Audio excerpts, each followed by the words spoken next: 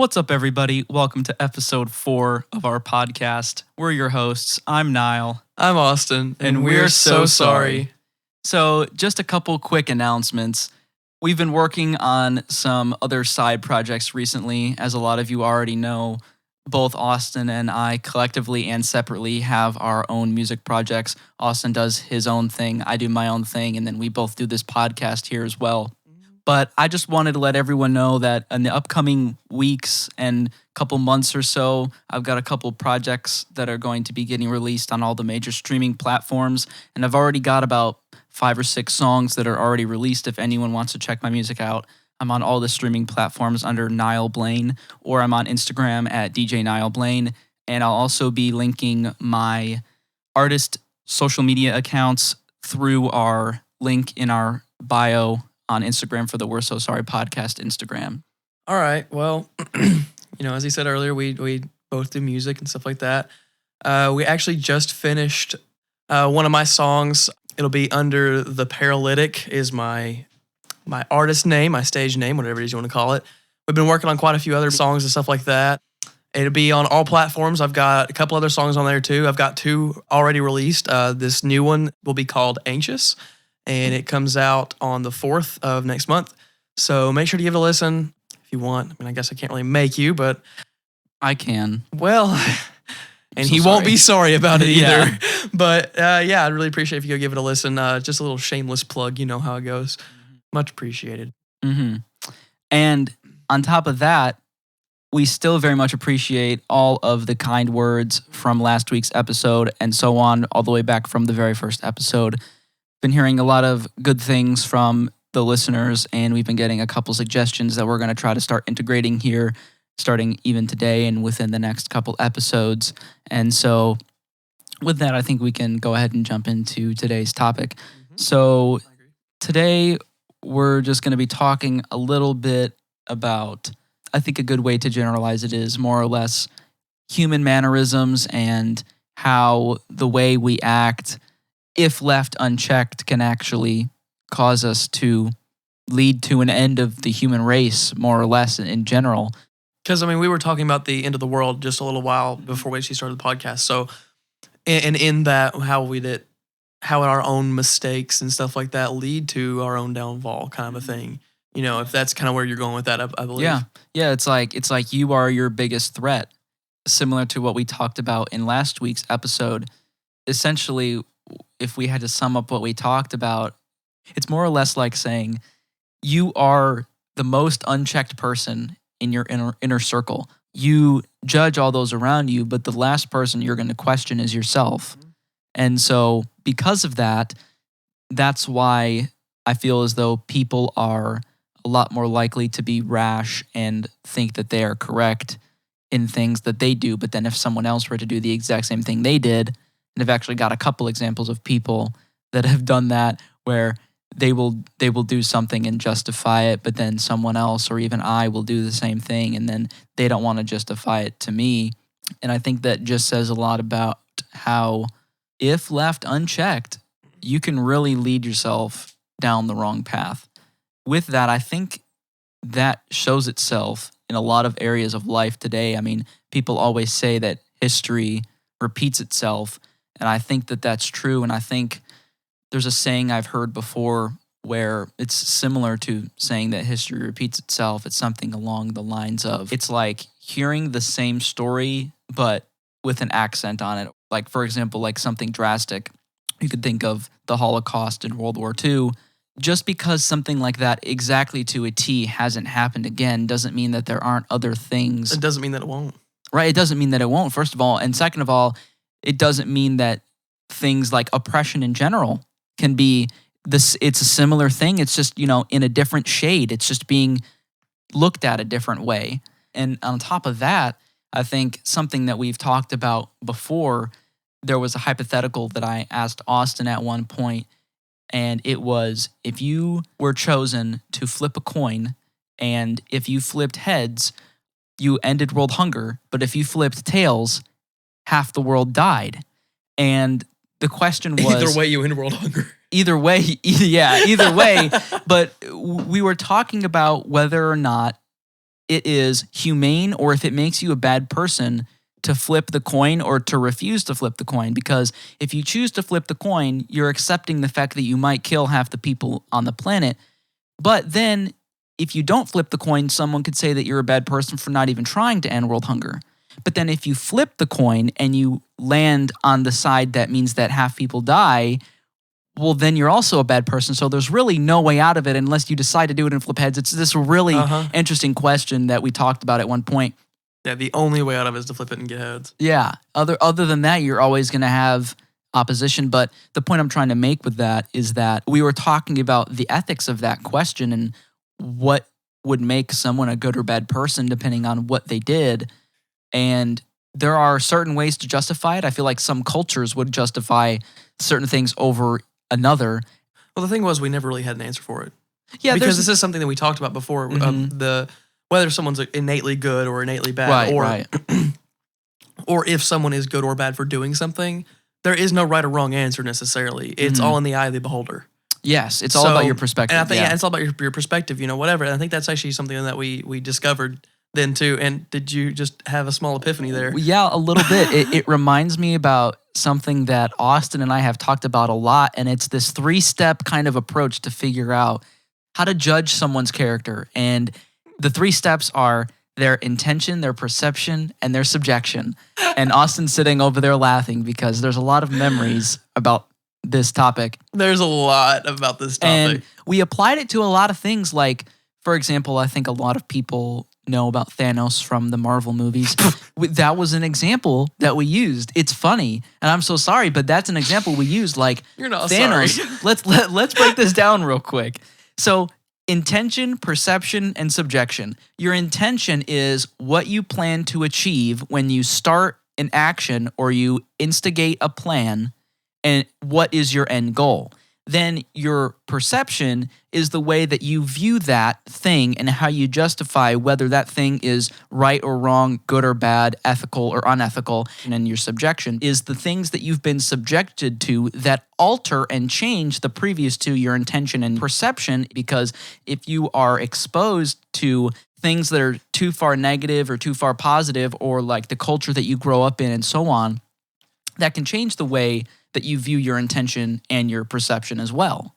Exactly, because think about it. Had we, and I'm going back to the whole Thanos reference, had we never had the Marvel movies, like Iron Man, Captain America, Thor, whatever, had we never had those movies, we would have never known what good was, Think about it the other way. So had we been given movies from Thanos' perspective, so had those other movies never existed, and we only ever saw ones from him of him trying to save his planet, save his people, the things that he was supposedly doing that were good or whatever in his eyes or his perspective, then our perspective would have been changed. And then in Infinity War and stuff like that, whenever the Avengers were winning, we would have been upset. Yep. Because we want our good guy to win. Everybody wants their good guy to win. But that's what I'm saying, is like our perspective would have been different. It's like because of our subjection. Yeah. Yeah, because of the things you're subjected to. So another good example is there is a photo where there's 2 people standing. There's one person on the left and one person on the right, and there's a number written on the ground. And you're viewing it from the side, but to one person it looks like a 6, and to the other person it looks like a 9, and they're both technically correct. And the reason for that is that they are subjected to different viewpoints. And so that subjection changes their perception, and then the combination of those two alters their intention of trying to prove the point that they are correct or incorrect, and then they get into an argument with each other. Yet you, as the viewer looking at it from the side, you can see that they are both right. And I think that's interesting because a lot of people... they're both right, but they're also simultaneously both wrong. Exactly. But they're only wrong to the other person. Yeah.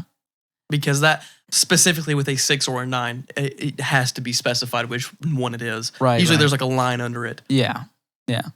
It's like you said, you gave the example of Thanos. And so if you use the intention, perception, and subjection thing, Thanos' intention was to solve the problem of hunger across the universe, and his perception, the way he understood that, was that was a good thing because the way he understood that was to rid which this is a whole thing that's been on, Twitter, Instagram, whatever, is rather than halving the number of people, why not double the resources? I've seen that. Which is technically possible, but in order to do that, you'd essentially have to double the size of the universe. And actually, there was actually a subplot in those movies that's kind of unrelated, but the reason why Thanos wanted to cut the population of the universe in half instead of doubling the resources is because in the Marvel universe, in the comic books, there's actually a character that is the essence of death, and Thanos fell in love with death, and so I can't remember her name, but it was an actual character. Yeah, I know who you're talking about. And he pledged to erase half of the universe, and that energy that was caused by that much death would have given that character that was the essence of death more power, and he was trying to do that to get her to fall in love with him. But so I remember that now. That's another intention. So if you think about it from that intention, that changes your perception of his intention. Yeah, because then he doesn't seem so bad. Right. Because it's like, okay, he was just trying to woo this woman or whatever. Well, but then you think about it as, you're really willing to kill half the universe just to impress. Dude, there are men who are willing to do anything for a woman, stuff like that. And I'm so sorry if that offended anyone. I really hope it shouldn't have, but regardless. My whole point is like, in some of the characters and stuff like that, they have like mind controlling abilities. So this death character could have, whether it was mentioned or not, could have made him do it. Right. And that changes the way of whether or not. And that changes everything again. Yeah. Yeah. So it's really, when we had the original conversation about the original hypothetical of flipping the coin to have a chance at ending world hunger or not, I think the conclusion that we eventually came to is that there's just too many variables and too many factors to justify giving an actual answer to it, because there is no real answer. Right. And even if we did come up with an answer, someone else could have a different viewpoint. And so unless everyone in the entire planet was agreeable on something, then you can't necessarily say that a fact is a fact 100%, unless like math and things like that can be. There are some things proven, that are 100% fact, but yeah, but anything that's opinionated can't really be stated as a fact unless you get 100%. There are even people, like I said, I already mentioned the Holocaust. There's at least one person on the planet that supports Hitler, as terrible as it is. So, you can say that Hitler was a terrible person and that no one supports him, but technically that isn't true. That doesn't change the fact that what he did was absolutely undeniably wrong. It's seen as bad though, and it's seen as by the masses on average. And it is, and I think it is too. So don't get me wrong on that. However, he's almost like our version of Thanos. If you think about it, he didn't snap his fingers and wipe out half the population of the universe, but he did order a lot of people to be killed, and in so. We see that as bad because, it is a bad thing, thou shalt not kill, all kinds of stuff. It's just a terrible thing to do. But in his eyes, what he was doing was right. Because he was doing it for the German people. And that was his intention, was to do it for the German people because his perception was this is a good thing. And his perception as well, he also believed that they were the best. So the opinions of other countries didn't matter because the only thing that was important to him was his own people. So exactly, it's interesting how even the things that seem absolutely morbid to us are justifiable to someone else. And I think that things like that, getting that close to things like the Holocaust, and the thing is that Hitler convinced enough people in that country to side with him to create an entire army and cause like a 4 or 5 year war, World War II. There were that many people that agreed with him. And so that is how malleable and shapeable and influenceable or in whatever the word is, influential we can be impressed upon by someone else or influenced. Influenced. We are capable of being that influenced by external conditions and other people, that if we allow other people to change, a lot of peer pressure, and conformity, and if we allow ourselves to let other people tell us what is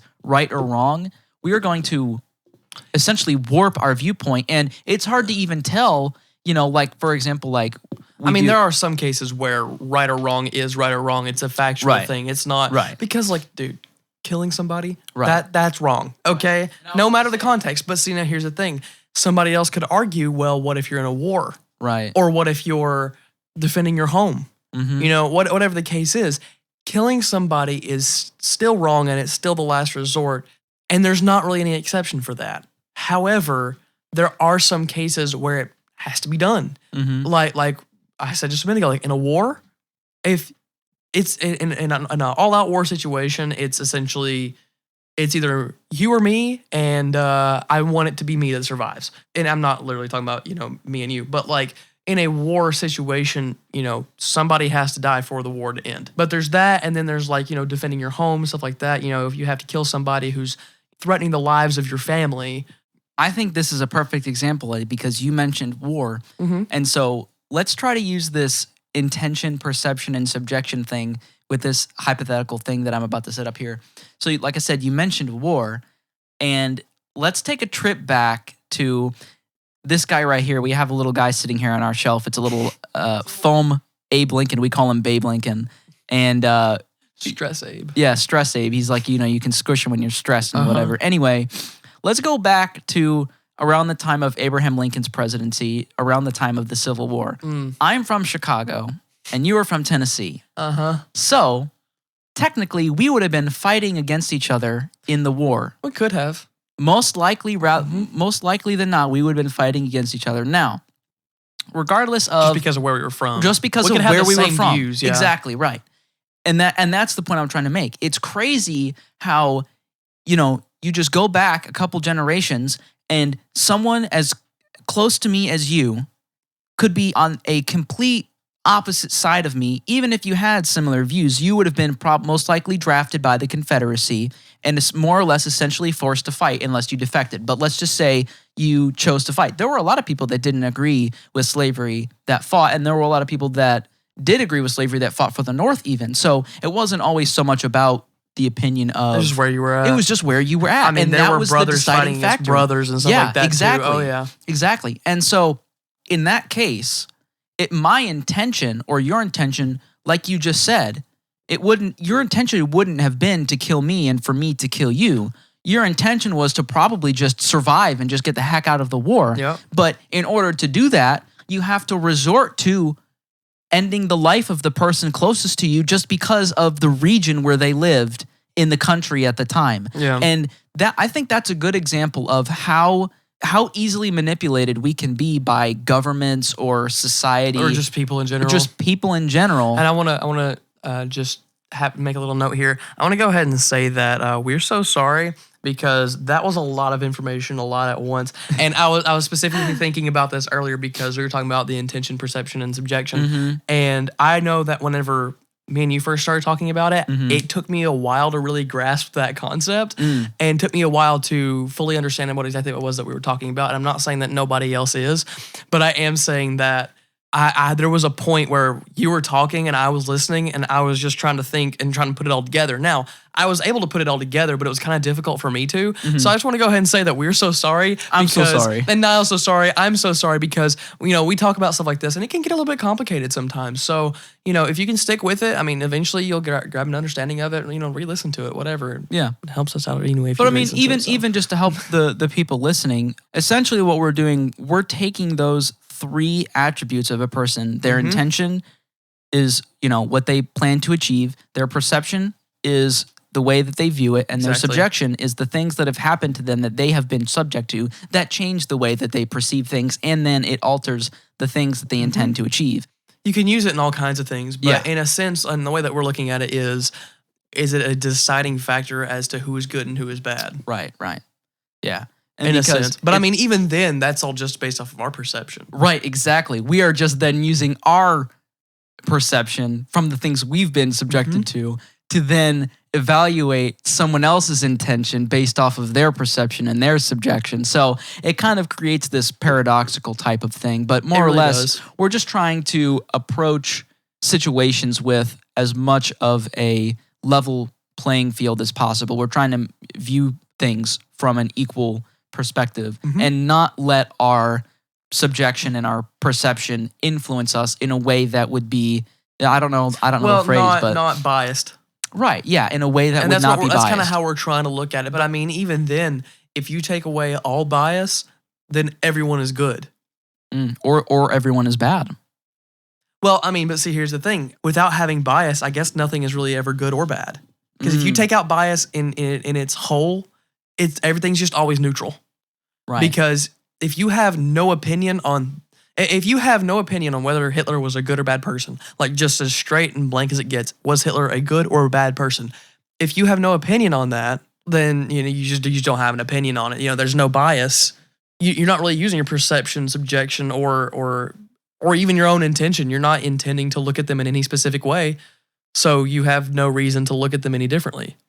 And I think there's more or less extreme examples of that. Like absolutely. Hitler, like we've been talking about, is a very extreme example, but it's also one that people know quick about. And easy one. Yeah. And that's what I'm saying, because like people know about it. Everybody knows what's going on there. Right. And that and Thanos, like the other one that we mentioned as well. Those are just very extreme examples. But on the day-to-day, the things that happen between people are very circumstantial and very minute. Yeah. And the circumstances, like I said, the perceptions of everyday people and the things that they've been subjected to, like family drama or their upbringing, or if someone's been adopted or someone's political views. I mean, even that is all just changing your perception on things. Exactly, yeah. And so when you add all those because factors of your subjection, yeah, and like when you add all that stuff together, it's very complicated to understand someone because they are using all of those factors to make their decision. So it's kind of like, more or less, to some extent, you kind of are shaped by the things that happen to you, because your subjection changes the way you view things. Like last week when we talked about how if you start to anticipate that bad things are going to happen to you, you're going to be less likely to do things that have a possibility of causing bad things to happen. So like with me with the car accident, because I got in that car accident, I might have been less likely to drive. It's kind of altering your perception on it. Yeah, and it changes my perception. And so then from that, I can say that my intention is to just not get in a car accident. But not getting in a car accident doesn't mean that you can't drive. It just means you have to be careful while you're driving. But you can see how easily I went from being I need to be careful from driving to I'm just not going to drive. Now I'm not going to drive. Exactly. So, let's think of another example. Like I was raised in Illinois, and I was raised with Chicago sports teams, the Cubs, the Bears, the Blackhawks, stuff like that. And other people, like I've got friends that live in Wisconsin, and they were raised with Wisconsin sports teams. They're Packers fans, or even here, a lot of people in the South are into college sports teams. So like UT versus UK. It is literally regional. But even when I lived in Chicago, a good example is Chicago's got two baseball teams. They've got the Cubs and the White Sox. And most people that live on the north side are Cubs fans, and most people that live on the south side of the city are White Sox fans. But that doesn't necessarily mean that you're confined to being a fan of one team or the other based off of where you live. It's like I said, it's still also regional. But the point I'm trying to make there is that a lot of people make decisions based off of their subjection. So, like we were saying, if you were born and raised in Tennessee, you're going to have Tennessee pride. Or same thing with Kentucky. You're going to have Kentucky pride. You're going to want to represent the sports teams that represent your state. The reason I'm using that example is because it's not really that cut and dry in real life. Like you can have a political debate with someone, and there can be a lot of factors involved with trying to figure out why someone has a certain viewpoint. Like you can get into a very heated political debate with someone because maybe their parents have that political view, or something happened to them. They went through a traumatic event and they are no longer in support of certain things that caused that traumatic event to happen to them. Or, it's a form of PTSD. Yeah. Just about, Yeah. And so what we're really saying by mentioning these things is just trying to give additional examples on how someone's intention, perception, and subjection are all linked. We're trying to show the correlation to all of those three attributes. So you start with your subjection, then it influences your perception, and then it changes your intention, is essentially what we're going for. Anyway, I think that it can also be a very dangerous thing when the things that you are exposed to change the way you think and change things that you want to do, or that change the way you justify things. And what I mean by that is, like we gave the example of Hitler. Those people lived in Germany. A lot of them followed Hitler. In Russia, same thing. A lot of people lived in Russia. A lot of them followed the Russian guy, I forgot his name. And then in Italy at the time, there was Mussolini as well. I wanted to say Stalin, but I knew Yes, that it was wasn't right. Stalin. Oh, really? Joseph Stalin, yeah. And Sweet. I know history. Thank you. No, I don't. he's a history buff, but not a gym buff. I am not a history buff. I lucked up on that one, so I am so sorry. I'm not buff anywhere, so yeah. I'm so sorry. Yeah, we're so sorry.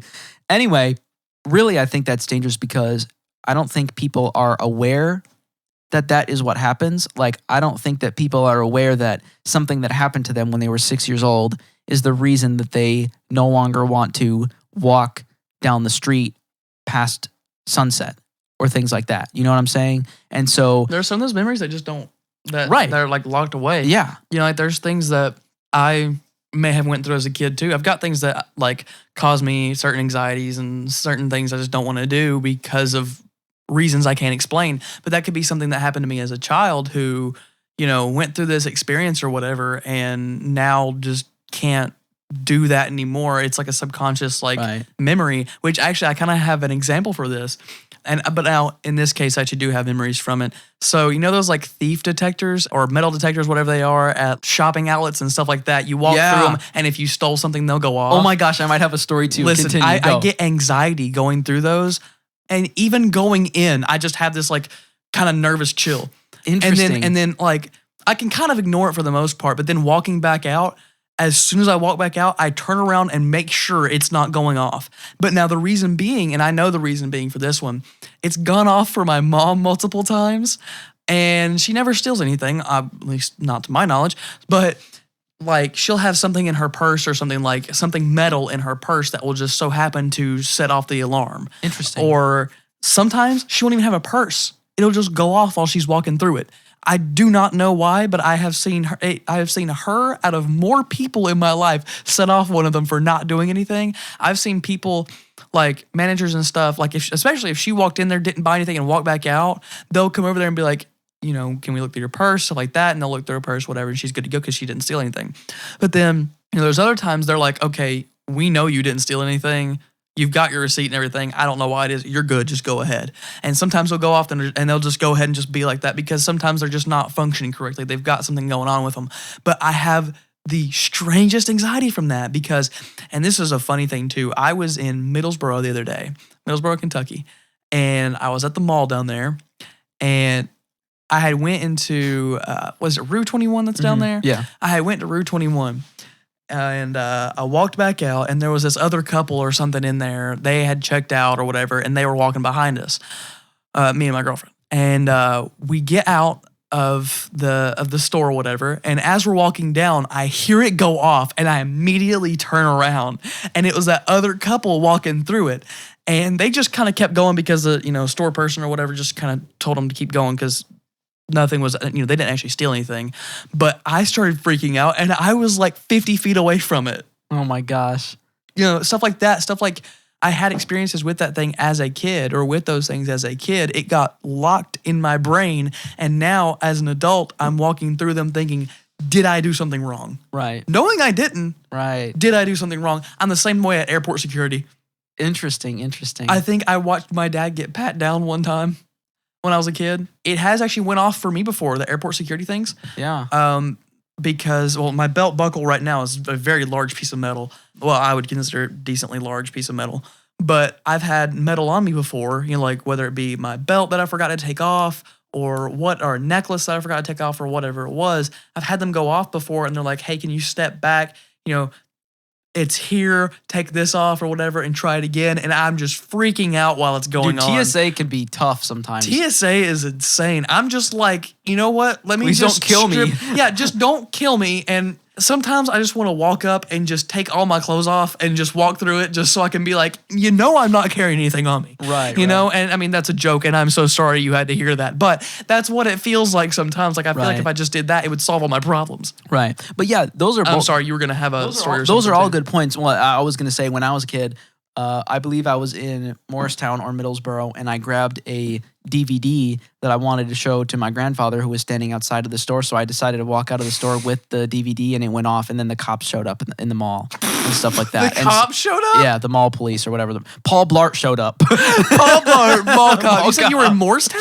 In Morristown or in Middlesboro, one of the two. I was here in Tennessee, and I was like maybe 6 years old, 7 years old. And anyway, I was always afraid of those things for a while as well. So I totally understand what you're saying. But like, well, how we're tying that together is how sometimes things like that happen that you don't remember, but they still influence the way that you live your life. And a lot of people don't want their life to be defined by the things that have happened to them. But if you aren't aware of it, you might still be defined by the things that have happened to you. And a lot of the times the things that have happened to you, you react negatively because like we talked about last week, people tend to view things negatively more often than they do positively. And so with a lot of the things that you just talked about in like my case where I had a similar situation, if you view all those things negatively, even the things that you don't remember, you're going to approach a lot of aspects of your life cautiously, and that can influence the way that you perceive things because of your subjection. Hopefully all of this makes sense to people. I think we're explaining in a pretty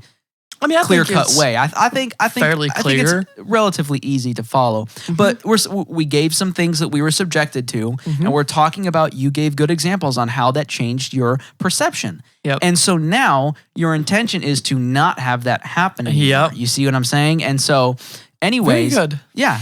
Really. No, you did well on that. Oh, thank you very much. Explaining Thank you.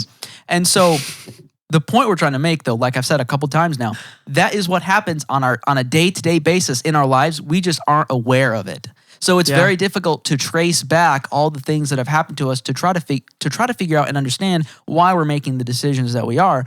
But the reason that can be dangerous is because let's say you have the wrong influence, you are subjected to the wrong thing. That's why you have things like, when people grow up and become serial killers, it's usually because they were neglected in some way at a young age, or they, maybe they accidentally killed the family pet and then it unlocked something. And so they're not able to really directly tell you that that's what caused them to act that way, but it just happened that way. And so our brains are very, very influential in that way. And so the reason I want to caution people is because I think that we are probably closer to the end times, as some call it, than we've ever been. At least when you look at, think about it. We're always closer to the end times as we've ever been. In the 1970s, we were closer to the end times than we were in the 1840s.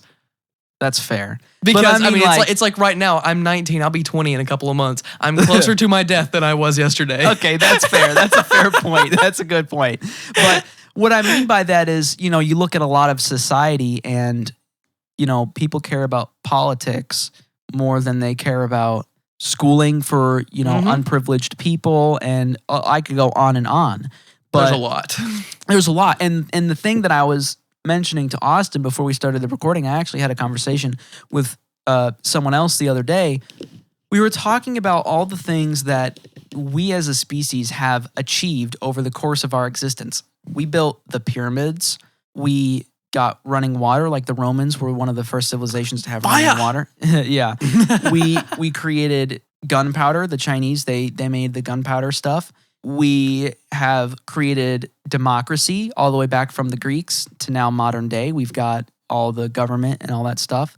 We've got electricity. We've been to the moon. We've gone outside of the solar system. We've created computers, the internet. Yeah, and we've created supercomputers.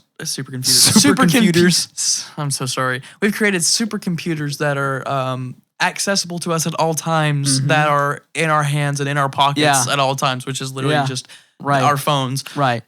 And social media and all those things, and even the technology that's required for us to do this podcast. I mean, if you compared the quality of this recording to the first recording ever made, we've gone so far. You can actually hear our voices. Yeah, you can actually hear our voices, yeah. The point I'm trying to make here is that we've done all these things, we've solved all these problems and completed all of these magnificent tasks. Yet the biggest problem that we face today are the problems that we caused by simply existing. We've got pollution, we've got hunger, we've got war, and the biggest thing on top of them all is that we can't figure out ourselves internally. Like, I can't figure out myself. You most likely, I would assume, haven't figured yourself out. I would say a lot of listeners. No one really even does. Right. Like, even to the point of their death. No one does. Yes. Like, I mean, I feel like there are people who think they have and think they do, but I mean, even once you think you have, there's still more. Right. And it makes me think about how sometimes people will say, don't ever get into a relationship until you love yourself first. Oof. Now, let's apply that to don't ever try to fix a problem until you fix your own, like we talked about last week. Don't point out the splinter in someone else's eye. That was something, I'm so glad that you just mentioned that, because that was actually something I wanted to bring out earlier. Yeah. It is an actual Bible verse. And yes, it is. Yeah. Yes, I was trying to find it. It's Matthew 7, verse 5. I believe it's Jesus speaking. He says, "Hypocrite, first take the beam of wood out of your eye, and then you will see clearly to take the splinter out of your brother's eye." Mm-hmm. So fix yourself before you go trying to fix somebody else. Right. And so it's like another concept that Austin and I talked about. This is kind of far reaching, but I'm going to tie this all together. So we're talking about how essentially in a perfect world, in order to fix someone else's problem, you need to fix your own first, correct? That's what we're basically saying right now. And though that's how we're tying it to, before you pull the splinter out of someone else's eye, you need to pull the plank out of your own. Well, there's this hypothetical that talks about traveling any amount of distance, where in order to travel any distance, you have to travel half that distance. But in order to travel half of that distance, you have to travel half of the distance to that, and so on and so on. This has always been such a weird, and we've talked about that. And actually, there was a video I think I actually sent you that was exactly about that. Mm-hmm. Yeah, you did. Yeah, and what I was going to say is that is impossible. Right. Because it's a what was the word we used? A paradox. Yes, thank you. A paradox. Yeah. Paradox. You literally told me what it was, and then I said paradox. You still said it wrong. I am so We're sorry. So sorry to you specifically. I'm so sorry. But anyway, it's a paradox all on its own, just because, like, think about it. If you're walking. So we're in this studio room right now. If I were to walk from here to, the other side of the room, living room, or the other side of the room, yeah. I have to walk half the distance to do that. Right. Well, in order to walk half that distance, I have to walk half that distance and half that distance. That would mean I would literally never make it to the living room. Right. However, I can make it there in about 10 or 20 steps. Right. Yeah. So, which makes it a whole paradox, because I also, not only do I always get there, but I never get there. But I think the point that they're kind of trying to make is you first had to have crossed that much space, and that much space is infinite. Yeah. But the way I'm trying to connect that is like I was saying, in order to fix someone else's problem or fix a problem of the world or something like that, you need to fix your own problems. But if you fix one of your own problems, 5 more appear.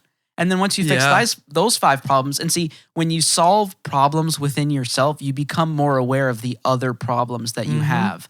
And so if you follow and live your life by the principle of... It's very insightful. Thank you. Thank you. I really hope everyone listened, at least to this point. Yeah, me too. Because the more you learn about yourself, the more you learn about yourself. It's kind of like the saying that you and I always talk about. The more we try to reach self-actualization and being aware of ourselves, the more secluded we become by other people, to the point where you start to understand yourself so well that you no longer understand yourself anymore. Yeah. It's kind of like you go so far in one direction. All of life is just a paradox. Dude, everything is ridiculous, man. But everything is ridiculous. The way I'm trying to wrap like all this together and like tie it all together is that we spend so much time focusing on everyone else's problems and never on our own. But then once you start focusing on your problems, that's all you can focus on is your problems. And then you never solve anyone else's problem. So how do we find a good medium between solving other people's problems and solving our own problems? And I think that there isn't is why... necessarily one in particular. Right. I think there is no answer. And so I was talking to my friend the other day about how sad it is, how you can literally envision what the human race needs to do to become the prime species of all time. We need to solve world hunger, and we need to solve violence and war and prejudice and racism and a lot of things in a lot of parts of the world, not just here in the United States. Yeah. Those are a lot of things that we need to solve. But like I said, we've built the pyramids, we've been to space, we've been outside of the solar system. In comparison, if you said 100 years ago that we had been to the moon, we hadn't even flown yet, I don't think. Let's just jump back 200 years ago. Like we were saying, you and I would be fighting against each other. If you would jump back 200 years and told someone that we would eventually go to the moon, I don't know if they would believe you. Imagine if someone came back from the future right now and told us the things that we're going to do in the future. I probably wouldn't believe it. Actually, I think stuff like that did happen. People would be like, yeah, we're going to go so far as go all the way up to the moon at some point with flying. Right. And there were doubters and stuff like that. I mean, of course, we did. There's still conspiracy theorists and stuff like that. But regardless, I'm sorry. I'm so sorry. Continue. No, but I think what I'm just trying to say there is that you don't want to spend too much time focusing on other people's problems, but you don't want to get so wrapped up in solving your own problems that you end up doing nothing. Like you don't want them to cancel out where you get so wrapped up that you end up getting stuck. And because none of the things that we've achieved, like you were saying, you've got to travel. If you're trying to travel 10 feet, you've got to travel 5 feet first. If you want to travel 5 feet, you got to go travel 2.5 feet first. Right. If you want to achieve anything, you have to take the first step. Yeah. But it's hard to take the first step for someone else if you haven't taken that first step for yourself. Like, I mean, yes, it's there's an infinite amount of steps, but you still have to take that step. Right. Yeah. Otherwise, you're going to make no progress. But somebody would make the point where, okay, well, let's say if it's an infinite road, I'm not going to make any progress anyway. Why would I take the first step? Because if you don't take the first step, you're not really living. Right. Like if there were an infinite, like let's say you're not going to be happy. Let's try to break this down practically for people that have struggled with this whole infinity thing because it's complicated to understand. But think of it like, let's say you bought a Lego set and there were an infinite amount of Legos in the set. Oh my gosh. Okay? The pieces never end. You will never finish the Lego set. Even if you kept it as a family heirloom, your family would never finish it of all time in all human existence. If everyone worked on it, they would never finish it. Well, does that mean infinite? Because it's infinite, right? But does that mean that you never even grab the first piece? Or you could use a puzzle, for example, if there were infinite amounts of pieces in a puzzle. Do you never start it? The point you're trying to make is like, why would you never start it? Right. But see, that's what I was saying earlier is how we're talking about in the last episode where people just constantly look at things from the negative perspective. Well, if I don't start it, I've made the same amount of progress as if I started and kept working on it nonstop for 50 years. Right. Because essentially, you have made the exact same amount of progress. You've made 0% progress to infinity. Yes, you will never make any progress is what we're trying to say. Right. For the most part, you'll never make any progress. From the starting point, you have made progress, but in correlation and in correlation to infinity. In respect to infinity, you will never make any progress. And that's kind of what we're saying like with the infinity roads. Like imagine you're standing in the middle of this road. It goes, all the way infinite to your left and all the way infinite to your right. No matter which way you move, you will never actually make any progress. Right. Is essentially what it means. So if you can imagine that, then good on you. If you can't, the Lego example should be great. So. Yeah, or the puzzle, or however you want to. Essentially, there's an infinite amount of something quantitative, and any amount that it's kind of like if anyone's ever played Minecraft. There's essentially the world generates forever, like more or less. I think now it does. It does now. It used to not. Whenever it first came out, it used to not. Yeah, but essentially, wherever your character goes, the world will load more chunks and blocks into the game. So it's impossible to destroy. It's impossible to reach the end, dude. Minecraft is the infinite road. Mm-hmm. Minecraft is the infinite road. Oh my goodness. But anyway, so the point I'm trying to make is that just because you'll never become the best version of yourself, or just because, like I was saying, if you discover one problem about yourself, you discover 5 more, and then within those 5 problems, there's 5 within there. So now you've got like 25 or whatever 5 to the 5th power is. Like you've got these exponential problems within yourself.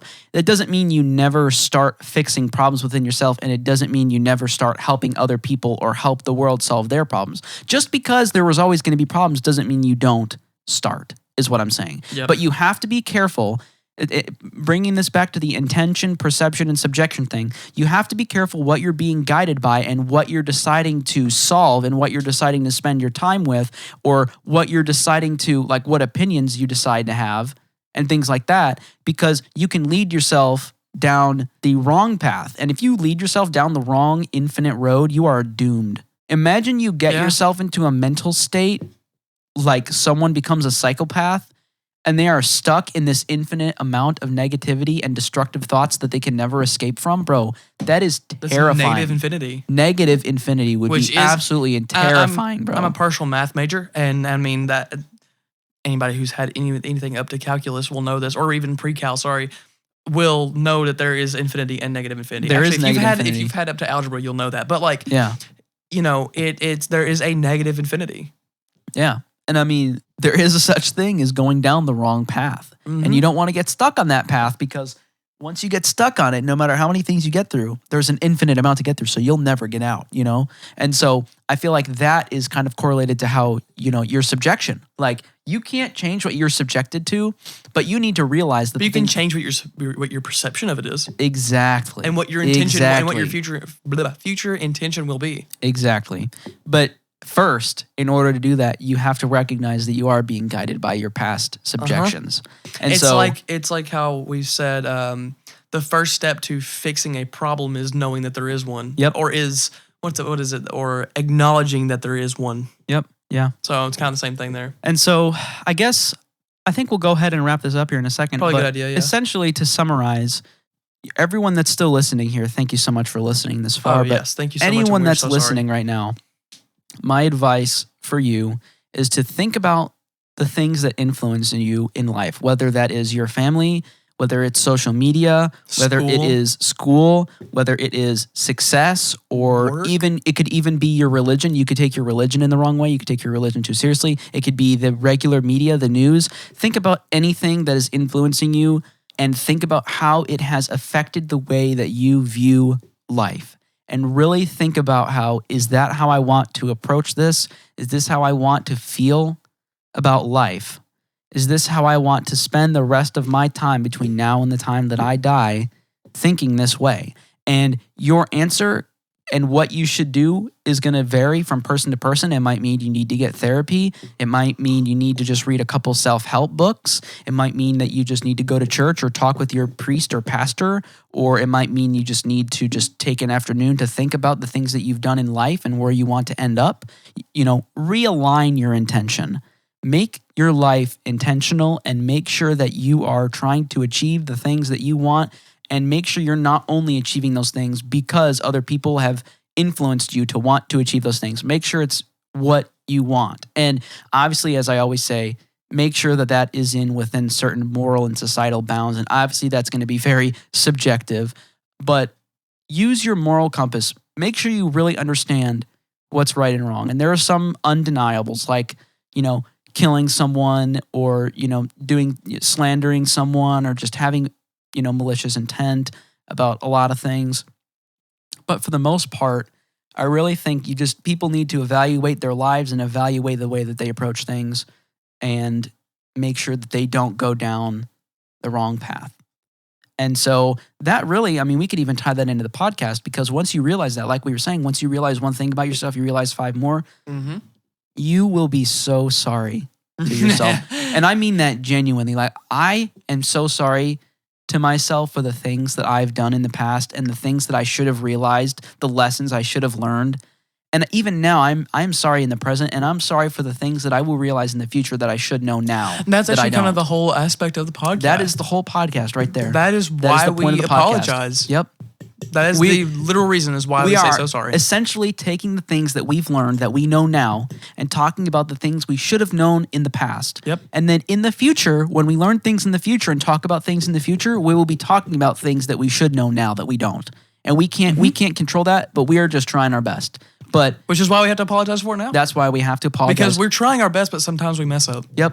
And I think people. And I think, personally, I live my life this way. The best form of an apology is changed behavior. And that's what we're doing. We're trying to change the way that we live our lives, and we're trying to keep learning and continue this process and this journey of being so sorry, but also trying to put a positive twist on it and sharing the things that we've learned with our listeners and the people that give us their time. And I have a lot of respect for those people because their time is precious. So I really do thank everyone that made it this far to listen. Because your time is precious too. Mm-hmm. And I really hope that everyone that's still listening found some entertainment in this conversation. I think it was a pretty good conversation. I think it was a pretty decent conversation. Yeah. I do want to plug a couple more things. For sure, just leave. Just to kind of as a reminder, we're both in music as well. He's my producer. I'm an artist under him in a sense. I write and sing music. He produces it for me. My stage name is The Paralytic. Go check it out. I'm on Spotify, Apple Music, YouTube Music. Anywhere you can find music, I'm there for the most part. I'm even on Snapchat and Instagram. Look up my music there. Give it a listen. Follow me on Instagram too. Follow my music page. I'm all over the place. We're on We're So Sorry. I've got an actual main page, and I'm the _paralytic, I believe it is, on Instagram as well. give me a couple follows, give me a couple listens. I'd really appreciate it, because, and like Niall just said a minute ago, like your time is valuable. So we appreciate the time that you can give out of your day to do those things. So, if you can go give that a listen, I'd really greatly appreciate that. And he's got some things too. I mean, I'll let you plug them for yourself, but go ahead. Thank you. Yeah. Yeah, so similar to Austin, I also write music in addition to doing this podcast. I produce for a couple people. I release my own music. I produce Austin's music as well as my own. I've got a couple projects releasing soon as well as Austin. He's got a song releasing on February 4th called Anxious. Make sure you check out his socials and check out mine as well. I am at DJ Niall Blaine on Instagram. I am just Niall Blaine on all of the streaming platforms. I've got all my music there. And we will also link all of our social media links to our artist pages in the link in our We're So Sorry bio, anywhere where you listen to our podcast. For example, on Instagram, just click the link in our bio and you can find all the rest of our We're So Sorry content as well as our personal pages and our music pages. If you want to just give us a listen, we would really appreciate it. And like we've been saying, we just really appreciate everyone that's been listening thus far into the podcast. This is episode 4 now, and I've been having a really good time recording this podcast. Yeah, it's been pretty good. It's been pretty fun, you know, just so far. And we've got a lot of other stuff kind of coming up too. Oh yeah, a lot of other things I particularly think are very interesting. Things that because you got to realize, the entire reasoning for this podcast wasn't just so we could be apologizing to our future selves. It was also because we've talked about these things before. Things that we're like, hey. Because we've also heard other people talking about it. Like maybe we're not so crazy. Maybe there are things that, we can help other people with and stuff like that as well. And, maybe there are things. We just want to share that with people. Yeah, we just want to share our thoughts with people sometimes and things that, maybe they relate to. Maybe they've been questioning on their own and stuff like that. Because some people even question for themselves, am I good or bad? And sometimes there's not an answer for that. Right. As we've talked about today. Yeah. And so with that, feel free to check us out on our other platforms for the We're So Sorry podcast. We're on YouTube. We're on Instagram at We're So Sorry Podcast. We're on Twitter at We're So Sorry Pod, P-O-D. We are on Apple Podcasts, Spotify. We are on Anchor. And we are also on YouTube. We post our podcast there as well. And like we said, we've also got our music pages. And something that we've been doing in the past couple episodes is if you made it this far into the episode, feel free to go on one of our social media pages to a post related to this episode and leave a comment that just says, I'm so sorry.